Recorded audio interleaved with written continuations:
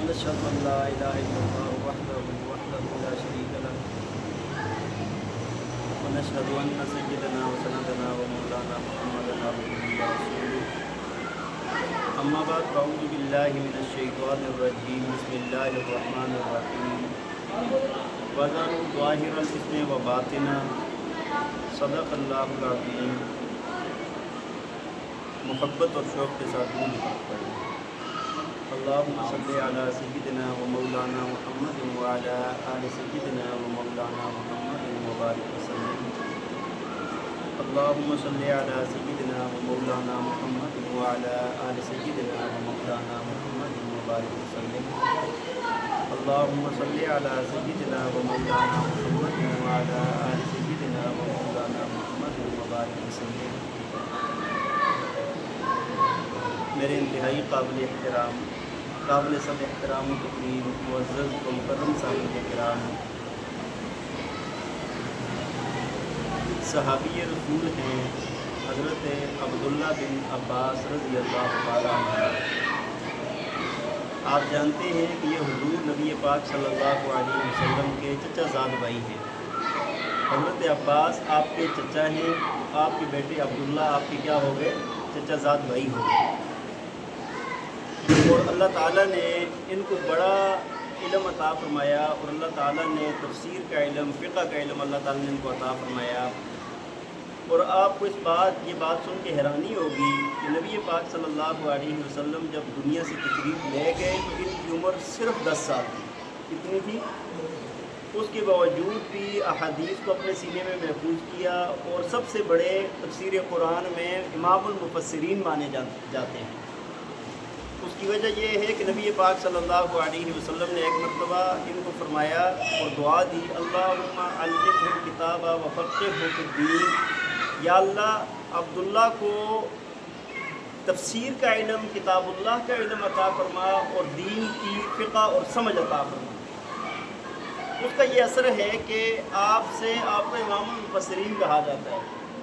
تفسیر کے اندر اگر آج بھی سب سے مضبوط رابطہ آپ کریں گے نا، تو وہ جا کر حضرت عبداللہ بن عباس رضی اللہ تعالیٰ عنہما سے ہوگا. تو آپ سے پوچھا گیا کہ حضرت ایک بندہ ایسا ہے جو بہت زیادہ نیکیاں نہیں کرتا بلکہ فرائض ادا کرتا ہے.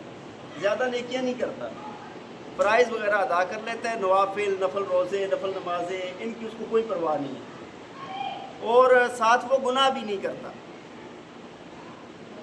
اور ایک دوسرا بندہ ہے جو نفلی عبادات بہت زیادہ کرتا ہے. مثال کے طور پہ تہجد کا پابند ہے، نفلی روزے رکھتا ہے، ایام 20 کے روزے رکھتا ہے، تلاوت کرتا ہے، ذکر کرتا ہے، تسبیحات کرتا ہے. ہر عبادت میں، نفلی عبادت میں آگے ہے، لیکن ساتھ گناہ بھی کرتا ہے. ساتھ کیا کرتا ہے؟ گناہ بھی کرتا ہے. تو آپ سے پوچھا گیا کہ ان دونوں میں بہتر کون ہے؟ آپ نے فرمایا کہ بھئی جو بندہ گناہوں سے بچنے والا ہے نا، اس کے برابر میں کسی کو بھی نہیں سمجھتا. جو بندہ گناہوں سے بچنے والا ہے اس سے برابر میں کسی کو بھی نہیں سمجھتا. تو بات یہ ہے، گزشتہ جمعے بھی آپ کو یہ بات عرض کی تھی کہ اپنے آپ کو گناہوں سے بچانا ہے. اپنے آپ کو گناہوں سے بچانا ہے. سب سے بڑا متقی، سب سے بڑا ولی وہی بندہ بن سکتا ہے کہ جو بندہ گناہ سے دور ہو. ہاں جی، آپ کو میں نے پہلے بھی کئی مرتبہ مثال دی ہے کہ نیکی کی مثال ایسے ہے جس طرح آپ قوت اور طاقت کی ایک دوائی استعمال کر رہے ہیں، ٹانک استعمال کر رہے ہیں. اگر آپ وہ استعمال کریں گے تو آپ کو طاقت پہنچے گی، اس میں کوئی شک نہیں ہے. لیکن گناہ کی مثال زہر جیسی ہے. اگر زہر تھوڑی مقدار میں بھی لیا جائے نا، تھوڑی مقدار میں بھی لیا جائے تو زہر کا نقصان اس ٹانک سے زیادہ ہوگا. ایک طرف سے آپ قوت والی دوائی استعمال کریں، دوسری طرف سے آپ ساتھ زہر استعمال کریں تو فائدہ زیادہ ہوگا، نقصان زیادہ ہوگا. نقصان زیادہ ہوگا. تو جب ایک بندہ نیکیاں بھی کرتا ہے، گناہ بھی کرتا ہے، تو اس کی گناہ اس کو زیادہ نقصان پہنچا رہے ہوتے ہیں. تو تو بات یہ ہے کہ فرمایا کہ میں گناہوں سے بچنے والے کے برابر کسی کو بھی نہیں سمجھتا، چاہے وہ بندہ نیکیاں کرتا رہے۔ تو اپنے آپ کو گناہوں سے بچانا ہے، اپنے آپ کو گناہوں سے بچانا ہے۔ دیکھیں آج جب ہم لوگ اللہ کی طرف آتے ہیں نا، نیکی کا رستہ اختیار کرتے ہیں، اللہ کا خوف پیدا ہوتا ہے، تو ہم کسی عالم کے پاس جاتے ہیں، کسی بزرگ کے پاس جاتے ہیں، تو جا کر وظائف پوچھ رہے ہوتے ہیں کہ حضرت فلاں چیز کا وظیفہ بتا دیں، ہاں جی فلاں نفلی عمل بتا دیں، فلاں عمل بتا دیں، اور حضرات علماء بھی آپ کو وہ اعمال بتاتے رہتے ہیں۔ ٹھیک ہے جی، ہماری ساری رغبت اس طرف آ جاتی ہے کہ کون سے نفل کس ٹائم پڑھنے ہیں، چاشت کیسے پڑھنی ہے، ابابین کیسے پڑھنا ہے، اشراق کیسے پڑھنی ہے، میں نے فلاں نوافل کیسے پڑھنے ہیں، تہجد کیسے پڑھنی ہے، میں نے نفلی روزے کیسے رکھنے ہیں، ایام 20 کے روزے کیسے رکھنے ہیں، پیر اور جمعے کا روزہ کیسے رکھنا ہے، اسی طرف ترغیب ہوتی ہے نا، پوچھتے بھی ہم یہی ہیں۔ یہ بہت اعلیٰ بات ہے، اس میں کوئی شک نہیں ہے کہ بہت بڑی، بہت عظمت والی بات ہے، لیکن ہونا کیا چاہیے کہ ہمیں سب سے پہلے گناہوں سے بچنا چاہیے۔ سب سے پہلے کس سے بچنا چاہیے؟ گناہوں سے۔ کہ جب ہم نیکی کی طرف ہماری رغبت ہو گئی ہے نا، تو اب ہم نے دیکھنا ہے کہ یار ہمارے اندر گناہ کتنے ہیں، ایک ایک گناہ کر کے نا آہستہ آہستہ یہ گناہ ہے، یہ گناہ ہے، یہ گناہ ہے، اس کو ہم نے چھوڑ دینا ہے۔ ایک بندے کو پتہ ہے کہ بھائی میں بدنظری کرتا ہوں، میں بدنظری کرتا ہوں، اس کو سب سے پہلے حل یہ ہے کہ بدنظری کو چھوڑ دے۔ ایک بندے کو یہ پتہ ہے کہ میں جھوٹ بولتا ہوں، اس کا حل یہ ہے کہ یہ عبادات جتنی مرضی کرے لیکن سب سے پہلے جھوٹ کو چھوڑ دے۔ ایک بندے کو یہ پتہ ہے کہ میں غیبت کرتا ہوں، میں بہتان لگاتا ہوں، میرے اندر حسد ہے، میرے اندر بغض ہے، میرے اندر تکبر ہے، میرے اندر کوئی بڑی بیماری ہے، زناکار ہے، شرابی ہے، ڈاکو ہے، بڑی بیماری ہے، کوئی بھی بیماری ہے، تو ہم نے سب سے پہلے اس کو چھوڑنا ہے۔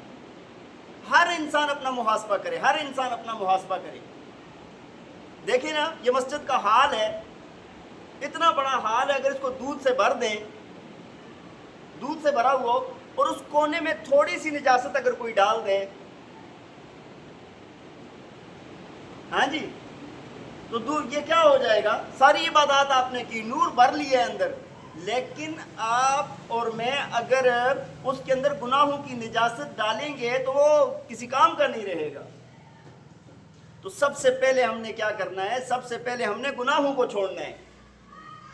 میں نے آپ کو بتایا تھا نا، حضرت مولانا اشرف علی تھانوی صاحب رحمہ اللہ کے پاس جب کوئی بندہ مرید ہونے آتا تھا نا، وہ پہلے اعمال نہیں دیتے تھے، بلکہ پہلے کہتے تھے کہ گناہ چھوڑ دو۔ سب سے پہلے کیا کہتے تھے؟ گناہ چھوڑ دو۔ گناہ چھڑوائے جاتے تھے، اس کی تربیت کی جاتی تھی، اس کے بعد جب بندہ گناہ چھوڑ دیتا ہے نا، پھر نیکیوں کی طرف دل خود ہی لگ جاتا ہے، نفل عبادات بندہ خود ہی کرتا ہے، پھر ہر قسم کی نیکی وہ خود ہی کرتا ہے۔ تو سب سے پہلے ہم نے گناہوں کو چھوڑنا ہے۔ دیکھیں ہماری زندگی گزر رہی ہے نا،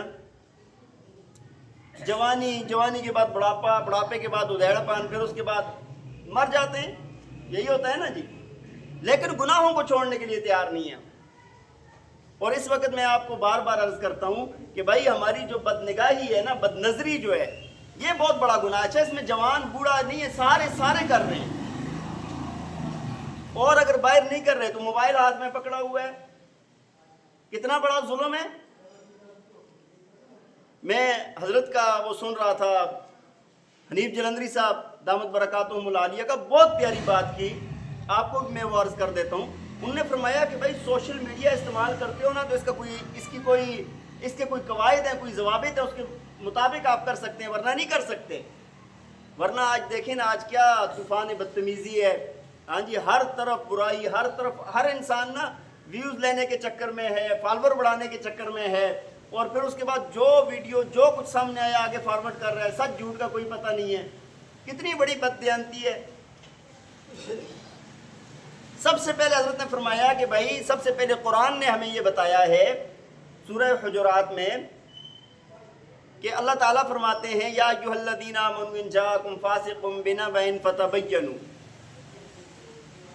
فرمایا کہ بھائی جب کوئی بندہ تمہارے پاس کوئی خبر لے کر آئے نا، تو اس کی تحقیق کرو۔ اس کی کیا کرو؟ اس کی کیا کرو؟ تحقیق کرو۔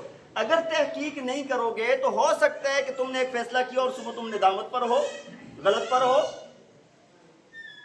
آج آپ مجھے بتائیں، میں اور آپ، ہم اپنا محاسبہ کریں، اپنا جائزہ لیں کہ یار ہمارے سامنے سوشل میڈیا پہ موبائل ہمارے ہاتھ میں ہے، کوئی ویڈیو آئی، کوئی آڈیو آئی، کوئی کچھ آیا، کوئی کسی کی ذات کے متعلق آیا، کسی خاندان کے متعلق آیا، کوئی اچھی بری بات آئی، وہ ساری کی ساری ہم آگے شیئر کر رہے ہیں کہ نہیں کر رہے؟ تحقیق کرتے ہیں؟ بھائی آپ کے پاس ایک خبر پہنچی ہے نا، موبائل کے ذریعے آپ کے پاس ایک خبر پہنچی ہے، میرے پاس ایک خبر پہنچی ہے، ہم نے اس کو آگے بڑھانا شروع کر دیا۔ یہاں تک میں نے دیکھا ہے لوگوں کو کہ بڑے بڑے علماء اور بڑے بڑے دیندار لوگوں کے خلاف لوگ پروپیگنڈا کرتے ہیں، ویڈیو بناتے ہیں، ان کے متعلق باتیں کرتے ہیں، غلط کمنٹس کرتے ہیں، اور ہم اس کو لے کے آگے چل رہے ہوتے ہیں۔ ایک انسان میں نے دیکھا ہے، آپ یقین مانیں کہ یار میں بہت دیکھتا رہا ہوں نا، یہ جو سوشل میڈیا پر آتے ہیں ان کا کہہ رہا ہوں، بعض لوگ تو ایسے بزرگ ہیں جو اس طرف آئے ہی نہیں۔